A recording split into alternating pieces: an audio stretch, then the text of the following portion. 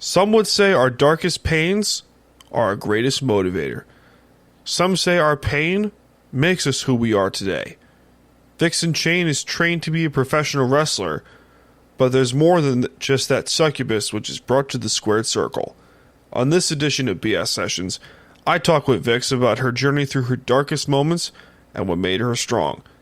Tune in, ladies and gents. You don't want to miss this one. It's a good one. But before we do that, as we know, this show isn't free. So time to pay the bills. This show ain't free. So time for some ads. Hey everyone, it's Ryan from No Credentials Required to talk to you about one of our newest partners at Belly Up Sports, SeatGeek. Yeah, live sports is great on television, but the feeling of being at the arena is a priceless experience. That's why our friends at SeatGeek are there to help you find the best tickets at the best prices. Not only can you get tickets to sporting events, but you can also get tickets to concerts, comedy shows, musicals, and more. Search for your desired event now at SeatGeek.com, enter promo code BellyUpSports at checkout, and you save $20 off your first purchase. SeatGeek.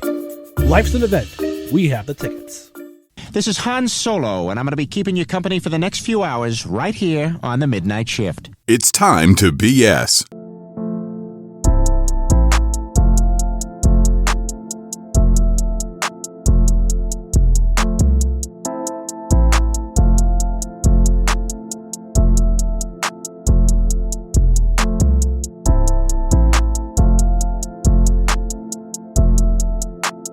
So, introducing BS Sessions Volume 54.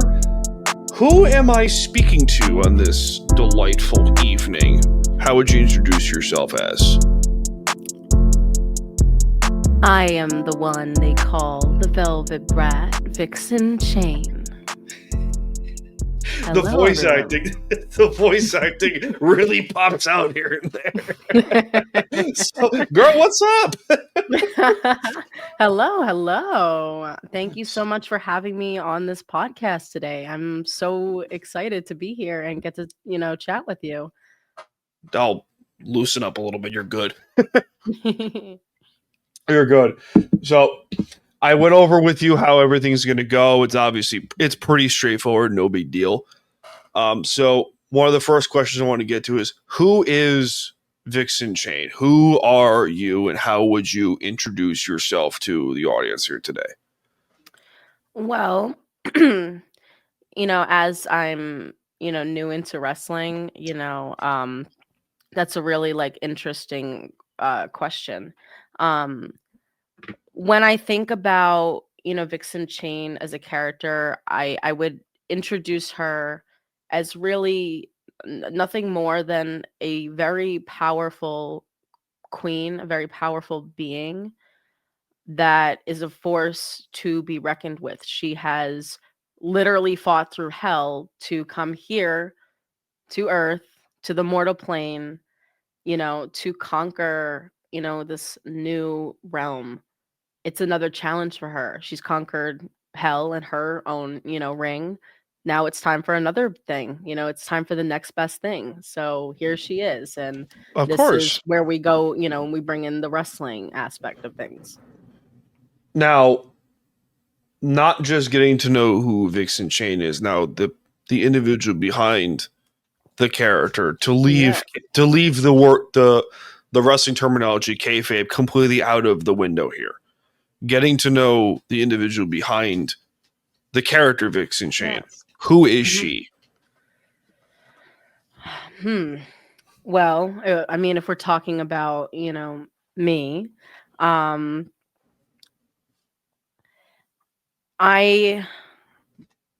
don't. This is a hard question to answer.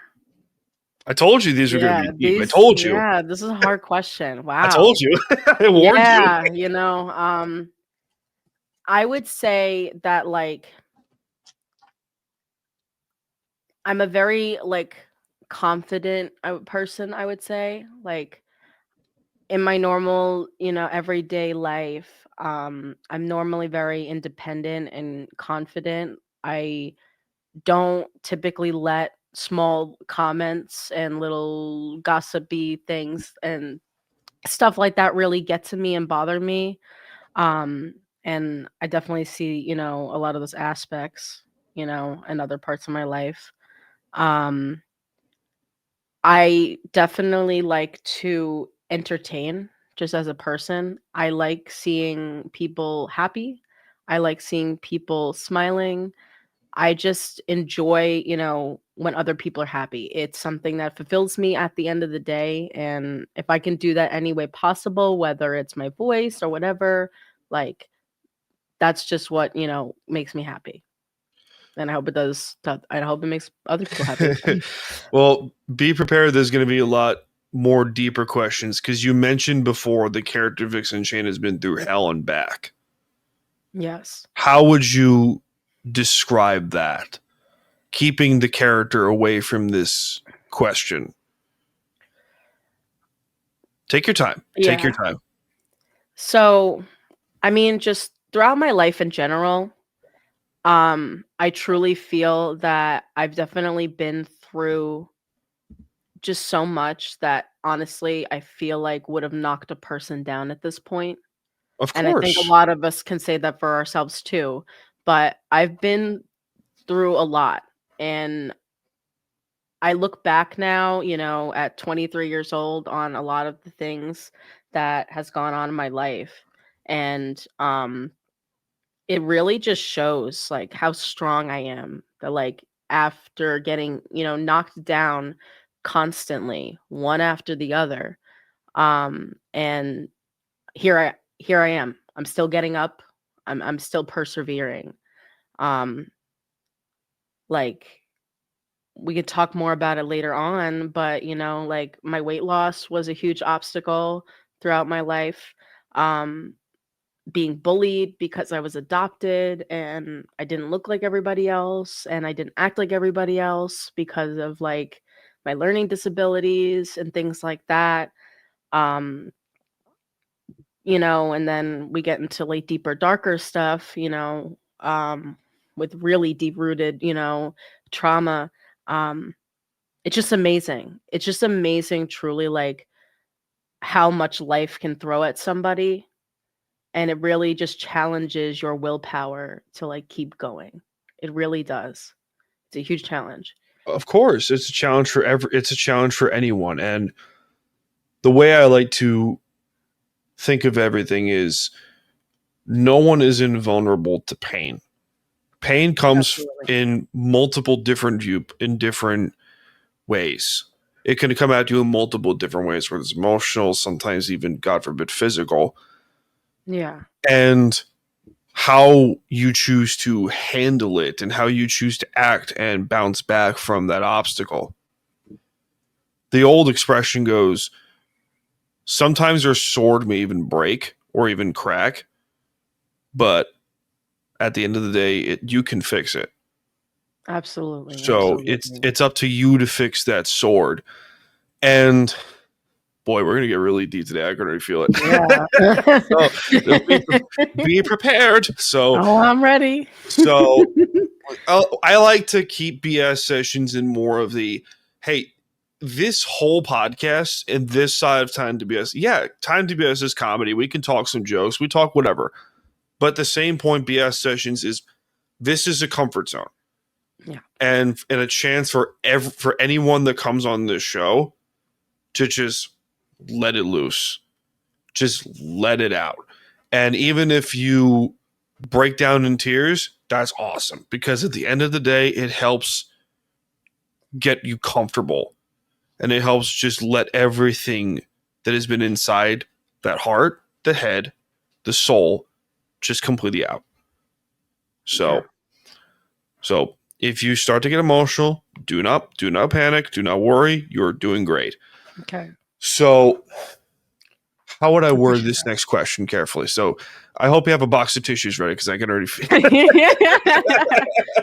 I know. I'm like looking around, like, where are they? be prepared. You're gonna be it's okay. Yeah. So let's start off with the childhood. You mentioned earlier in the answer to the previous question that you were adopted. Mm-hmm. So do you know of your birth parents? Do you know where they came from? Do you know of just how was that like? Because I can't imagine. I can't imagine that. Yeah. I mean, I've known a few people that have been adopted or and stuff and all that throughout, different people that I've come across with. Yeah. But being able to interview someone who has been under that stress, how would you describe that? Yeah. So when I was, you know, a child, I was young and I first, started to remember things. My adopted parents, especially my mom, always made it a part of my life that I knew I was adopted. She felt that that was important for me because she didn't want me to find out when I was older. She had a cousin, Angela, who had adopted a son, and she lied to him about it his whole life. He got up to the age of like 40 and finally found out that his adopted Oof. mom was not actually his mother. And I can't tell you how much that hurt him. So Oof. my mom did not want to make that mistake. So she told me from when I was young. Growing up in school, I truly was proud of it. I didn't see it as something bad. I just thought, like the universe aligned in such a way that I was meant to be with this family. And growing up, I would tell a lot of kids about it. And when they would find out, they would kind of like bully me, and made me Oof. feel Yeah. like very bad about it and like I should be ashamed about it. And some of the kids would even make fun of me because I'm partially Native American, and it is very prevalent in my facial features and like in my hair and other parts of my physical appearance. And some of the children were quite offensive toward me for about it. But as I grew up, um it wasn't really such a problem. Our plan was that once I turned 21, that was when we were going to try to find my biological mom and my family. At the age of 8 was when I found out that I had a brother and a sister. They're my half siblings. My sister is now 25. And then my brother, I think he's 30. I don't really have a very close relationship with him. But we did get in contact with my mom. I unfortunately just actually cut ties with her as of recently. Oof. The the topic surrounding my adoption is a little controversial.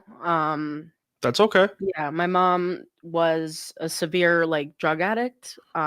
She was doing lots of drugs like heroin, all that stuff, and just was not really aware of, our well-being while she was pregnant, with us. So me, my brother, and my sister, we all had our own, issues and things. But I definitely got the worst side of it. I got a lot of the health problems that my mom has. So now I'm kind of like stuck with them. Like I have gout. I got gout at the age of 19. Yeah, I had a lot of issues. Oh boy. So, but as I got to know my mom over these last couple years, I've just kind of realized that she has a lot of mental health problems that are toxic to our relationship, and it's just not what I need in my life right now. Um, and as much as we thought she was in recovery, she really wasn't.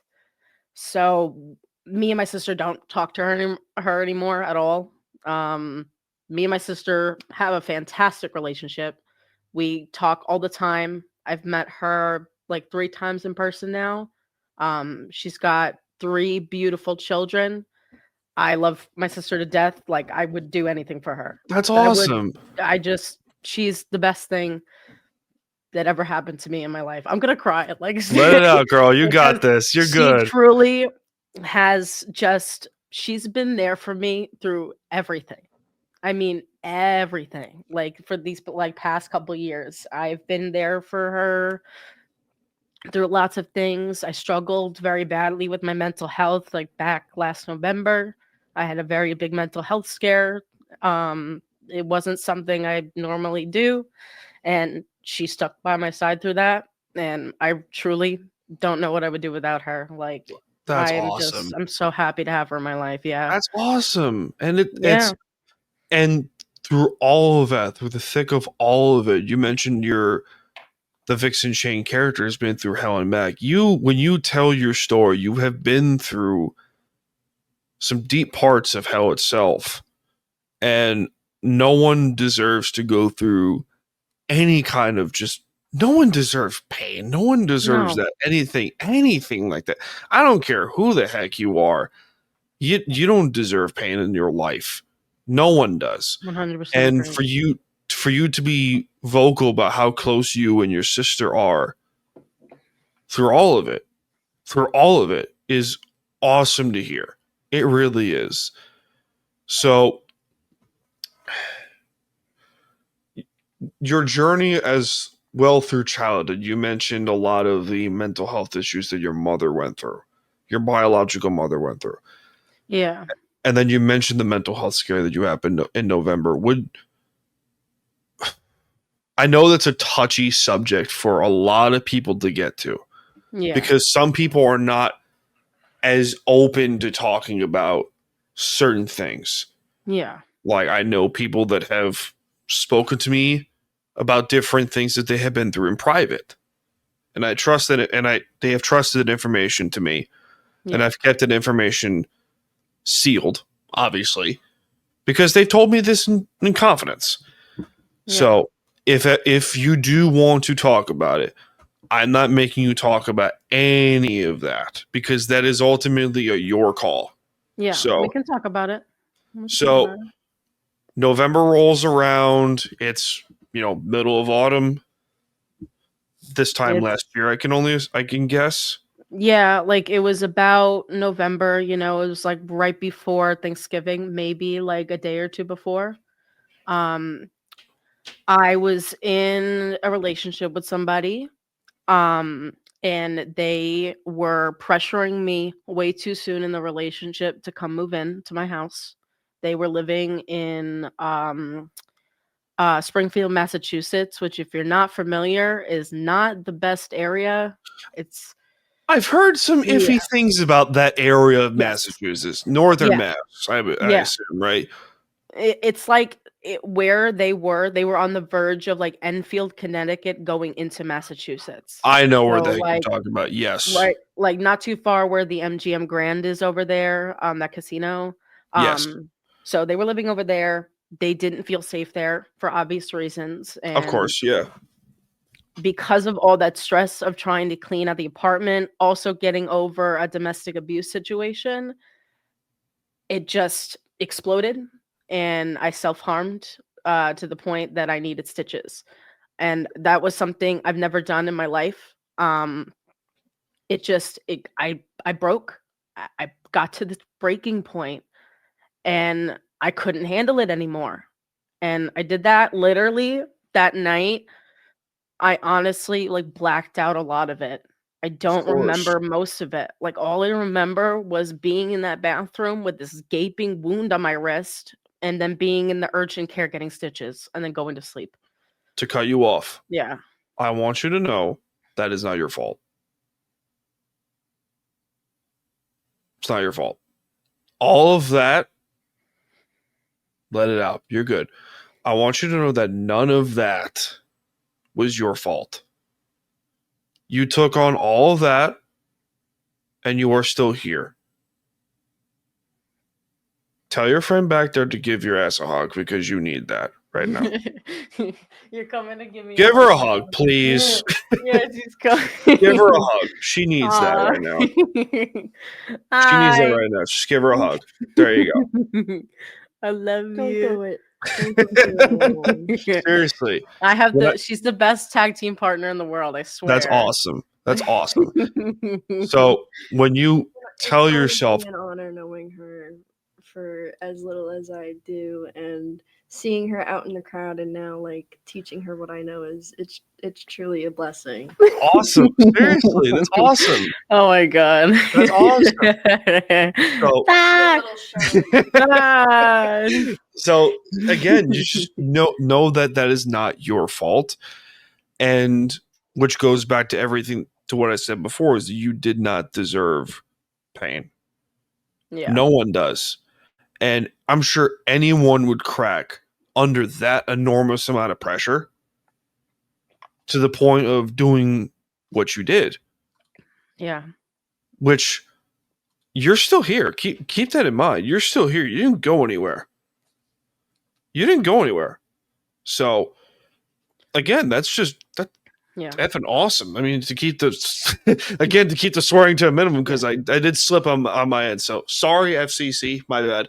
So, but that's awesome, seriously. Yeah. And to get into the wrestling business, like that's a brutal business to get into. Like seriously, that's awesome. know. Yeah. Like I was mentioning earlier about, the weight loss journey, and that really like honestly sparked that growing, passion and motivation for me, because I used to not be able to do the things I can do now. And like I was at training like last week doing rolls, and that was the thing I was so afraid of. And then I finally did it.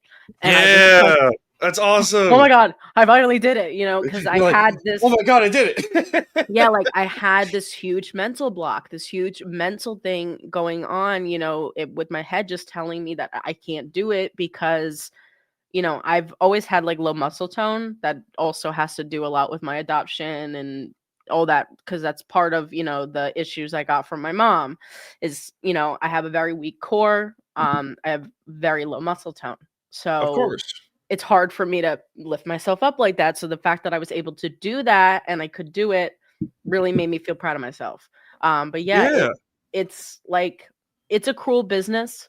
It really is. And it mainly just is because of the injuries, after taking, bump after bump after bump, for years and years and years, at some point it gets to a point where your body just physically cannot handle it anymore. So it's rough, but I've got the passion for it. I have this drive for it. I've watched myself like in recordings, like practicing my chain fighting, and I look great. I look great. Like I can see the potential there. Yeah. It's like, it's amazing. And my promo that I posted did relatively very well.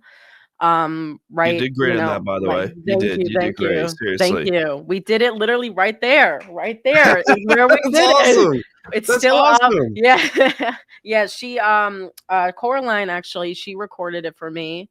And she helped me with it. We wrote a script up and we got it done. We did it. She did my makeup, well, partially. Some of it I did, some of it she did. Still So points. we worked together, we're a little tag team. So Yeah, that's awesome. yeah.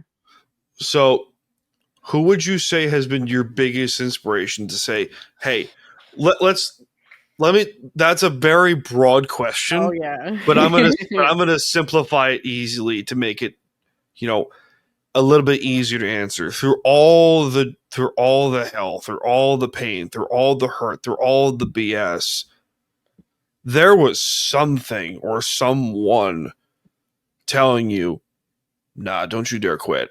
Don't you dare." Well, how would you answer that question? Well, if we're talking like role model wise in general, my best friend Mara. I've had this friend for about 3 years, and it's not long, but they truly have made such an impact on me. We met when I used to play, a lot of games online. We used to play VR chat, and we met 3 years ago in a friend group that we're no longer in together. But I have never seen such a devoted person to me in my life. They follow me wherever I go. If a friend group, tosses me aside and decides they don't want me in the group anymore, they still follow me. and they have always done so. We just met each other in July. We went camping in Oregon, in Portland. We actually went to like the Tillamook area, which is Oh, gorgeous, nice. gorgeous during the summertime. It was the best trip of my life. It was such a breathtaking experience. It truly like it was like it truly like changed something in me. Like just Nature being tends to out, do that. it really did. Nature Like tends to do that. yeah, like I just really, got to appreciate nature. And I think it's good, that we go off the computers for a bit. And my camera froze again. Oh, for God's sakes. Oh my god. Technology. There you There go. we You're golden. go. So it's my There you go. demonic powers. But no, seriously, it was beautiful. It was a great trip, and like I would love to do it again. I plan on going to see them again in June because they do a rose festival normally in like late May, early June. So I'm looking to go to that, because roses are my thing. If you can see back there. For those listening, Yeah. she's got a wall of roses in her room. Mm-hmm. So Yeah. my fiance has been dying to go up to the Pacific Northwest. Has been dying to go over there.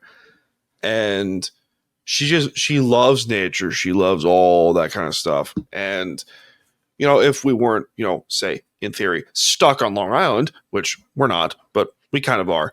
But one of the places she wanted to go to was that area, the Pacific Northwest. And because of all the trees, just the fresh air. It's so nice up there. And the nature around there, because you really feel, especially when you're in the trees or when you see the water, the beaches. That's why I love the beaches so much, because it's just so calm. It's so calm for me. And you mentioned your friend of 3 years around the VR chats. Yeah. I mean, they've really have been your biggest form of peace? And that was through Absolutely. thick and thin. Yes. We are on call like almost every day. If they're not at work, we're on call together. They have gotten me into like lots of new shows and lots of new interests. They've truly just helped me to grow as a person. And they've even helped me with a lot of my medical issues that I didn't even know I had. Like, Wow. we thought that I was possibly anemic, and Mara told me you need to get that checked out before it gets worse, because they're like going to be 28 later this month. Their birthday's on the 27th. Okay. So they wanted me to get it fixed before it gets much worse. So I did end up going to the doctor, and we found out I do have anemia, and this is an issue I need to kind of fix. And I also have to give it to Mara that Mara truly is the reason that I even got back into wrestling in the first place. Wow. So you were into the wrestling business before all this. Yes. So what made you stop your first time? Well, I first got into wrestling. Let's start there. I first got into wrestling I about should have worded that 7 question better. Yeah, no, it's okay. Yeah. So I first got into wrestling back like 7, 8 years ago in the indie scene here on Long Island. I used to go to the New York Wrestling Company, or NYWC's shows in Deer Park. I got into that through someone I was dating at work. He was a referee there. His dad is a wrestler who was pretty known on Long Island and New Jersey. I think probably in other various parts of New York as well. But I went through something traumatic with that person. And I ended up splitting off with him and stepping away, because just the mere thought of wrestling was too traumatic for me to even think about. So Understandable. I stepped away for, again, like about 7 to 8 years. And then the minute I met Mara, and Mara started getting me into wrestling, and the minute that Mara showed me Rhea Ripley, that was it. That was it for me. I'm sorry. Like, if I love Rhea, it. you I know what? love it. If Rhea Ripley sees this one day, if she sees this one day, I hope that she knows that she has been like one of my biggest inspirations as well, because it was the goth aesthetic. It really was. And I think that that's what made me kind of like subscribe to that culture and to that look. And I have never felt so confident in that aesthetic. And that's why, I bring that into my wrestling persona, Of course. to kind of enhance that confidence. Get it? Yeah. Of course. I'm clipping this. I'm clipping the last 30 seconds of in this. I can do I I can If you do that, I swear. I will no, seriously, I'm not kidding. Do it. You forget. I happen to be podcaster but also a part-time editor. So there you go. I can do these things. So for those listening, she is wearing a devil horn headset. Would you say that former CMLL champion Stephanie Vecchia is one of your big inspirations as well for getting back into the wrestling business? Absolutely. I have been practicing her, famous little move, that we like to call the devil's kiss. I've been practicing that a little bit. I can Did you hear do that? it. Yeah.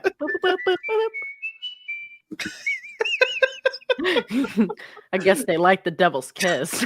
Ooh.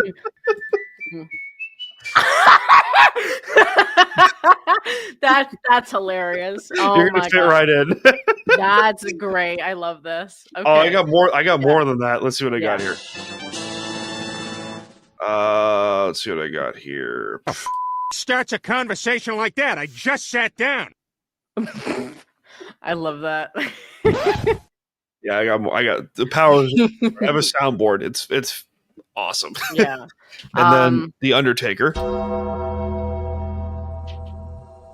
Ooh. Yeah. Yeah. Right, so Stephanie Vecchia. Yes. Yes. Yeah, so when with Vixen Chayne's character, I act very regal, very queen-like, not so much like Charlotte Flair, but it's just more regal, more proper.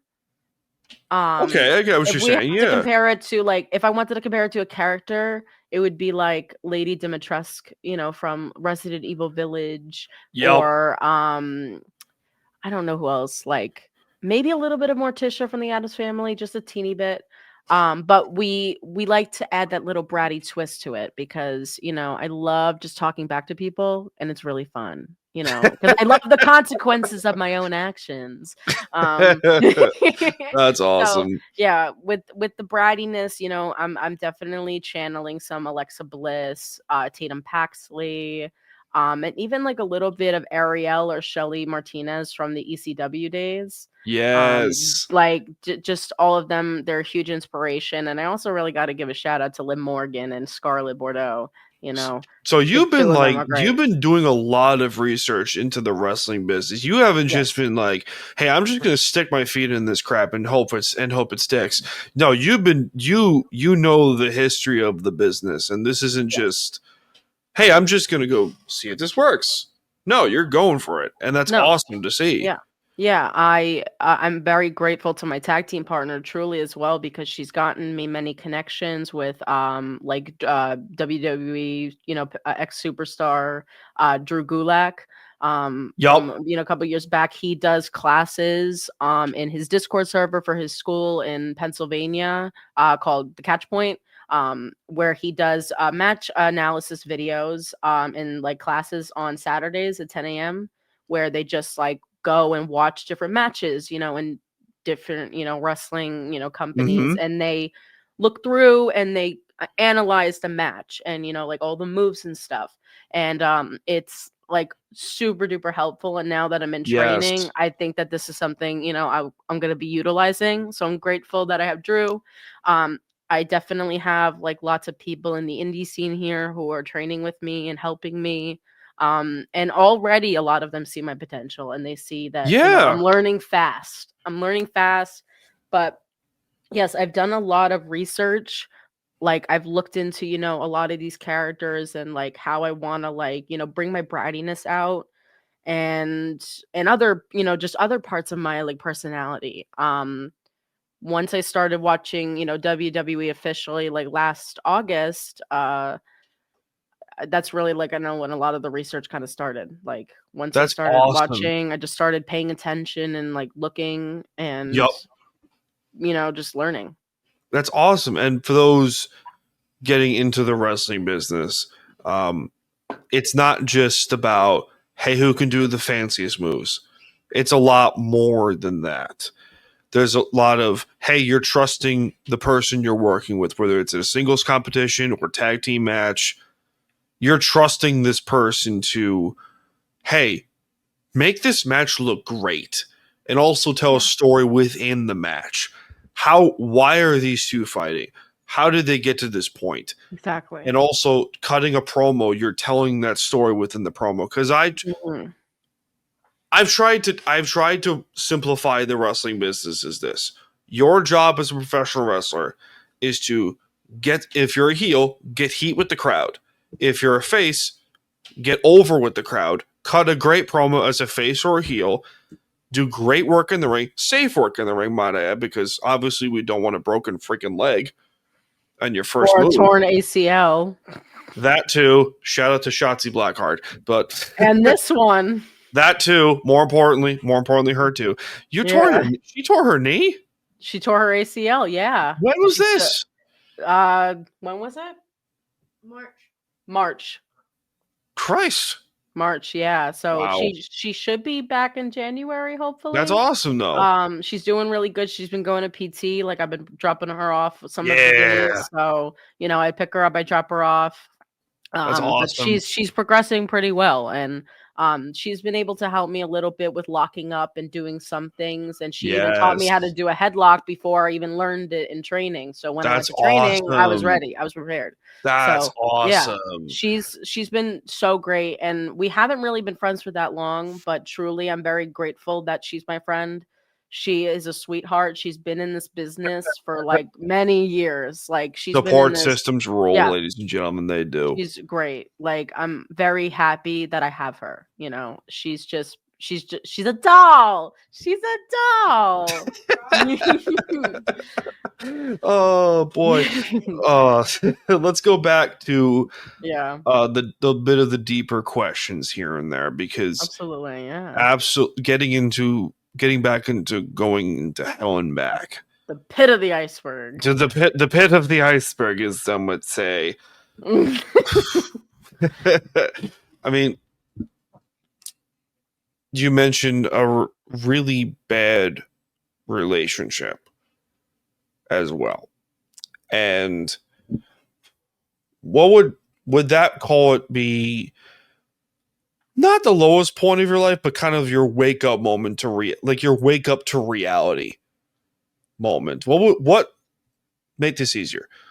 What was your wake up to reality moment? Like, holy cow, I have to work on my brain and my sanity, otherwise is going to take me out. What was your wake up to reality moment?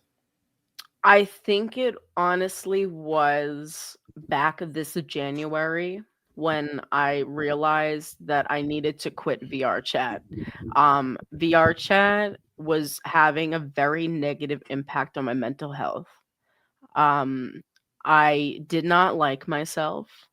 I had very low self-esteem.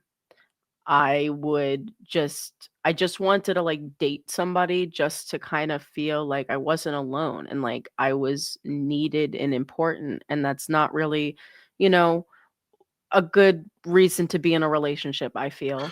So, just seeing how, the people around me were treating me, a lot of them just wanted me around, for inappropriate, reasons. And a lot of people, just wanted me around because they were using me for something, because I'm a very nice person. I give and give and give very easily. But I'm very quick to take it away. Of course, so I just really realized that the way that friend group handled my self-harm back in November and just the way that they handled me going forward was not right. No. And I just cut them off and I quit VR. I uninstalled it. I got rid of anything relating to VR on my computer, on all of my devices. I sold my headset and I never looked back. And that was That's the best awesome. decision I've ever made. And That's I awesome. hope that some people that play VR chat do the same thing. And I hope that they escape from it, because I truly believe that it's not a great place and it needs to be monitored much better than it currently is, because now it's just way too accessible to children. Like, it's on the iPads now and mobile Oh, it's devices. so terrible. It's so bad. And That's it's bad. mostly an 18 plus game. It's just it's such a shame. So I've been in few friendships from a personal perspective that I thought were good to me for a long time, 10 plus years. I really thought, okay, these individuals are good to me. I feel like they were good to me. And I can speak from also personal experience that I was not great to them. They were not great to me. But at the end of the day, they were weighing me down. So, because I was their punching bag, I can speak from, I have witnesses in that room that have seen texts and have heard conversations about, I feel like a punching bag. That experience in VR chat that you mentioned goes back to the theme of this episode, is that no one deserves pain, no matter what. And the fact that you were able to realize that, like, oh boy, I need to get the F out of here is huge. Because some people don't notice that until it's too late. And that's awesome. I'm proud of myself and I'm happy that I realized it, now. It's, it's like 5 years in too late, I feel, but I'm just happy I did it, and now I don't have it holding me back from my potential. They say the darkest things in our lives are meant to happen in order for us to forge the sword that we are meant to become. And in that case, and in multiple cases that we've discussed here in 40 minutes so far, all those things in that case need to happen or to forge your sword to who you became, which is Vixen Chayne. Succubus, bratty succubus, but a demon nonetheless, who says, hey, you can't hurt me, I've been hurt worse. And that's awesome. Well, that's a good catchphrase also. I just thought of that. That could be a good tagline for me. Thank you. You can't hurt me, I've been hurt worse. That'd be wow, that just popped in my brain. Yeah, thanks, brain. That was really good. I know. I mean, look, you helped me with my entrance song, like thanks, brain. So, yeah, your entrance before we get to the entrance music, our saying goes, our whole lives are a giant book, or a big ass book, that everything that happens in our lives is a different chapter to our story. Every day is a new page to this story, to that chapter. And you are the only one that can write that story into how you want it to go. And let's get to your entrance music, shall we? So you were stuck on like 3 different songs at one point. I'm not gonna lie to pat myself on the back row, but I do take some credit here for this. You do, yeah, you got to. I mean, I do take a little bit of credit for that. So your entrance music is Coheed and Cambria's welcome home. Welcome home. Yeah. Yes. Like the minute I heard it, it was just a sign. And then I started seeing it like everywhere. It would pop up on my Spotify all the time. And then I started seeing WWE use it again because it used to be the NXT theme. Yup. So I felt that that was a sign and that this needed to be my song because the minute I heard it, I was like, this is a WWE song. Like it just screams that, it gives that vibe off. But I liked Contortionist by Arankai a lot because it kind of harnessed that lustful, that, erotic energy that a succubus would bring, to the ring. Bring to the ring. Do you have the scythe yet?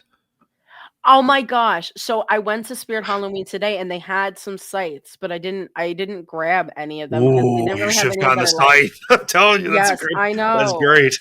I know that would be like a nice little, like little thing to Yeah, have. just find a scythe. Like obviously not a real scythe because I don't know if that's legal speaking. Probably not. Probably not. I mean, listen, Drew McIntyre had a freaking sword. To be fair, in his defense, for real. he had a big sword. Do we know if it was real? That was real. It was real. Was? That was very real. Listen, you're talking to a welder here. So then it should be allowed. Maybe not in the indies, but maybe if I, get to that point. I don't know. I mean, the indie scene on Long Island is pretty extreme. So that I know. Yeah, the school I go to, Remarkable Wrestling, they did Chamber of Horrors at some sports arena. Sounds like an awesome title of a match. Yes. Chamber of Horrors. Yes. They had a band, they had two bands come in. One of them was NYC Shootout. They were amazing. And they did this match it was kind of like, elimination chamber style. They made their own like little chambers for them to come out. Tommy Dreamer from ECW came and he fought in the chamber. Yeah, he fought in the chamber. He did very well. They had Sam Hain, Gabriel Sky in there, Kono. He's one of the guys in charge of the school, and I think he is in charge of the school. And he's also one of the trainers. So he was fighting in the chamber. I believe that was his last match, like ever. I think he's like retired now. Did you get to meet Tommy Dreamer? Like, did you get to talk to Tommy Dreamer? I shook his hand. Isn't he nice? Yes, he was such a nice scary man, nice. You would think this guy, for real, absolutely. You would think that this guy who's been in multiple extreme matches, like hardcore matches. Yes. For those who don't know the history of the wrestling business into the early to mid 90s, that's the birth of hardcore wrestling, ECW in Philadelphia. Yes. So, which for some reason the old school wrestling fans call it the death of professional wrestling. I disagree. ECW was awesome. Yeah. But Tommy Dreamer was a big focal point. I believe he's from here. I believe he's from New York. I don't know. To the internet machine. I know, that's what I was doing too. Tommy Dreamer, I believe, is from Staten Island. I'm not sure. Tommy Dreamer. He is from Yonkers. Close enough. Close enough. So, Tommy Dreamer was a big focal point of the introduction of ECW into the early to mid 90s. Yeah. And you would think that this guy who has taken a bunch of head bumps and light posts to the face multiple times in his career, you would think this guy is a little bit of a head case. He's not. He's a big teddy bear, right? Yeah, and he was very humble. Like he shook mine and my tag team partner's hand. He was very sweet to us, and we were there, like helping kind of set up the show. Like I was carrying some of the doors that they were using because this was a very intense match. They had doors involved in an extreme rules match. Yes, people were getting thrown through doors. Sam Hain literally, like, he fell through one of the platforms, and then at the end just rose up like the Undertaker, like ready to, like, get ready to fight. Save like it yourself, was so, good job.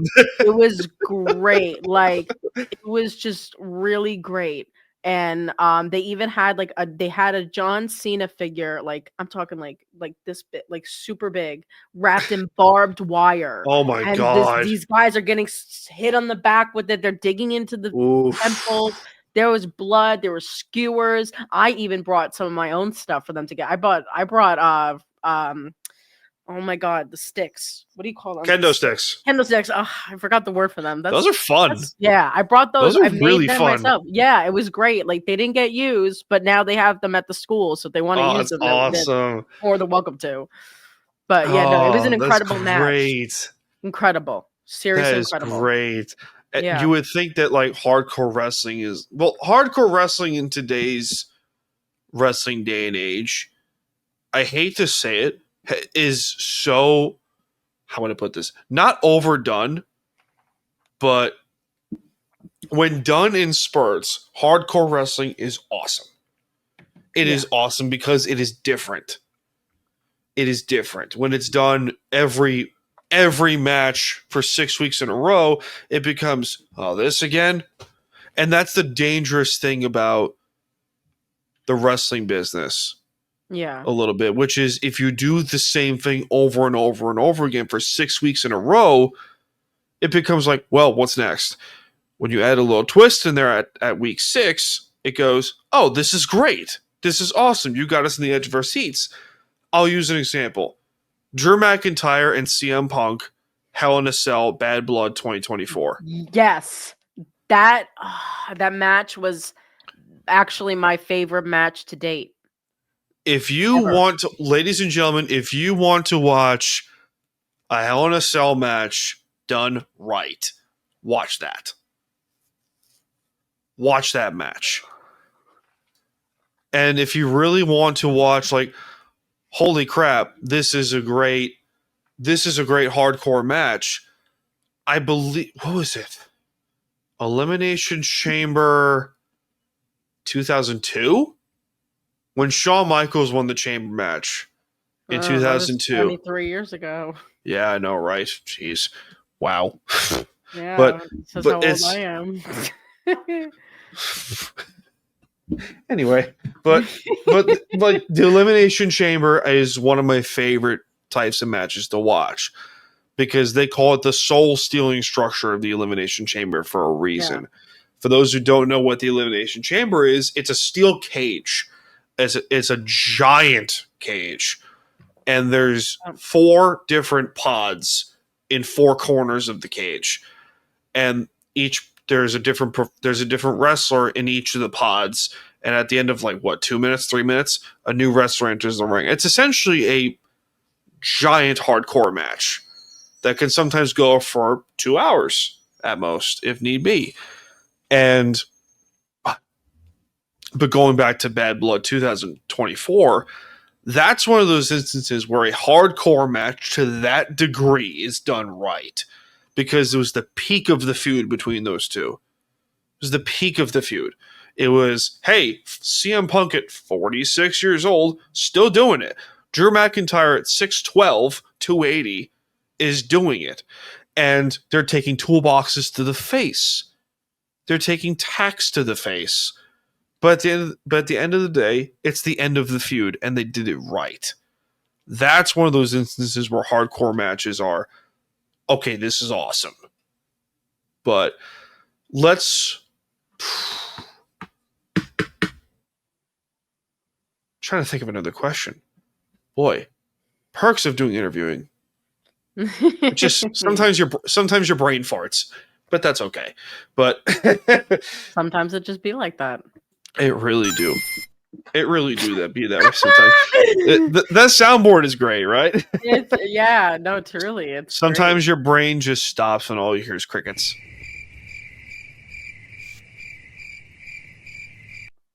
All right, what else have we got here? Yoshi. No? There we go.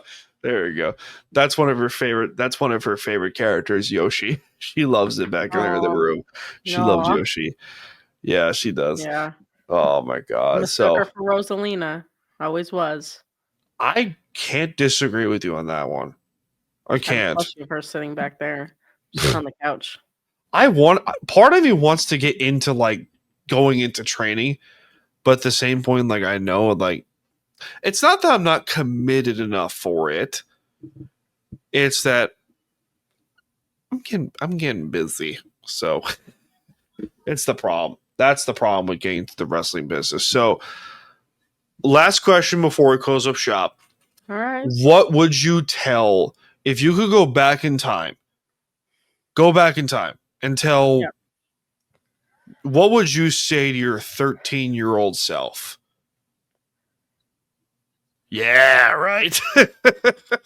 That, you know what? I think I can answer this question pretty easily. All right, cool. I would tell her to not let the stuff that happened at that time get to her and to just keep pushing forward, and that as long as she stays strong and true to herself, that she'll be able to get through anything. That a girl, that's awesome. Because at the end of the day, what the pain that you've been through in your life is not who you are as a person. The pain at the end of the day made you into which is kind of contradictory to this quote, but that pain is not you. That pain made you into a different person. Even if it is for better or for worse, a different person. So, Vix, where can they find you, girl, on all your socials and all that glorious jazz? My socials are on, I'm on Instagram, I'm on TikTok, I am on X. I don't have a Blue Sky yet. I do have a Discord server. It's all Vixen Chayne Pro or just Vixen Chayne. There we go. So, with that being said, ladies and gentlemen, this is BS Sessions Volume 54. My name is Dan Kurz. I'm coming to you from the beaches of lovely Long Island, New York. Pleasures for Vixen Chayne for joining the Department of BS, and we will see you all in this life and most certainly the next one. Cheers, everyone.